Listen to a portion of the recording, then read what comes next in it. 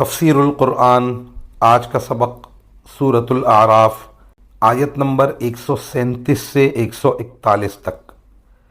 اعوذ باللہ من الشیطان الرجیم، بسم اللہ الرحمن الرحیم۔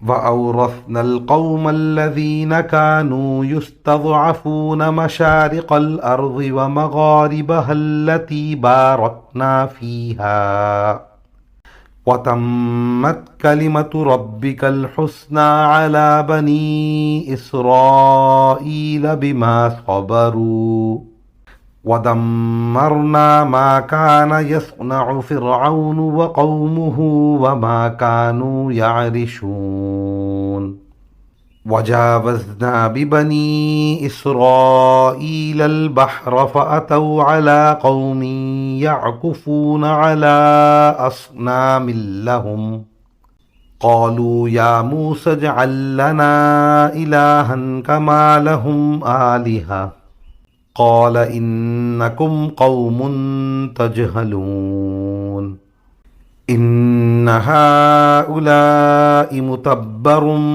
مَّا هُمْ فِيهِ وَبَاطِلٌ مَّا كَانُوا يَعْمَلُونَ قَالَ أَغَيْرَ اللَّهِ أَبْغِيكُمْ إِلَٰهًا وَهُوَ فَضَّلَكُمْ عَلَى الْعَالَمِينَ وَإِذْ أَنجَيْنَاكُم مِّنْ آلِ فِرْعَوْنَ يَسُومُونَكُمْ سُوءَ الْعَذَابِ يُقَتِّلُونَ أَبْنَاءَكُمْ وَيَسْتَحْيُونَ نِسَاءَكُمْ وَفِي ذَلِكُمْ بَلَاءٌ مِّن رَّبِّكُمْ عَظِيمٌ۔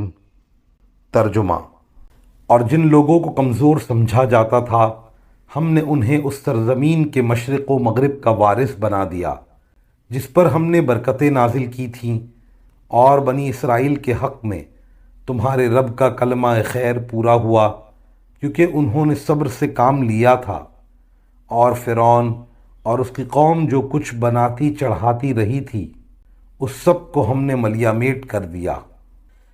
اور ہم نے بنی اسرائیل سے سمندر پار کروایا تو وہ کچھ لوگوں کے پاس سے گزرے جو اپنے بتوں سے لگے بیٹھے تھے۔ بنی اسرائیل کہنے لگے، اے موسیٰ، ہمارے لیے بھی کوئی ایسا ہی دیوتا بنا دو جیسا ان لوگوں کے دیوتا ہیں۔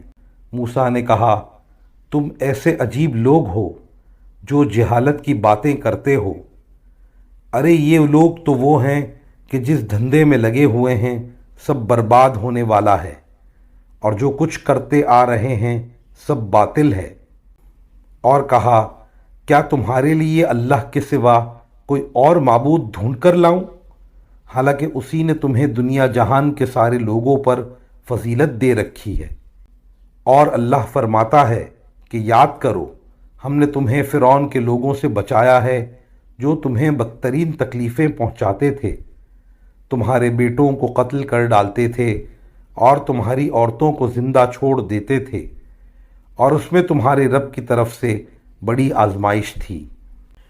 ان آیات کی تفسیر میں مفسرین کرام فرماتے ہیں، قرآن کریم جب برکتوں والی زمین کا تذکرہ فرماتا ہے تو اس سے مراد شام اور فلسطین کا علاقہ ہوتا ہے۔ لہٰذا ان آیات میں یہ بیان فرمایا گیا ہے کہ جن لوگوں کو فرعون نے غلام بنا رکھا تھا انہیں بعد میں شام اور فلسطین کا مالک بنا دیا گیا۔ بنی اسرائیل حضرت موسیٰ علیہ السلام پر ایمان تو لے آئے تھے، اور فرعون کی طرف سے پہنچنے والی مصیبتوں کو بھی انہوں نے صبر سے برداشت کیا، جس کی تعریف قرآن کریم نے بھی فرمائی ہے۔ لیکن بعد میں انہوں نے حضرت موسیٰ علیہ السلام کو طرح طرح سے پریشان بھی کیا۔ یہاں سے اللہ تعالیٰ اس قسم کے کچھ واقعات بیان فرما رہے ہیں۔ وآخر دعوانا ان الحمد للہ رب العالمین۔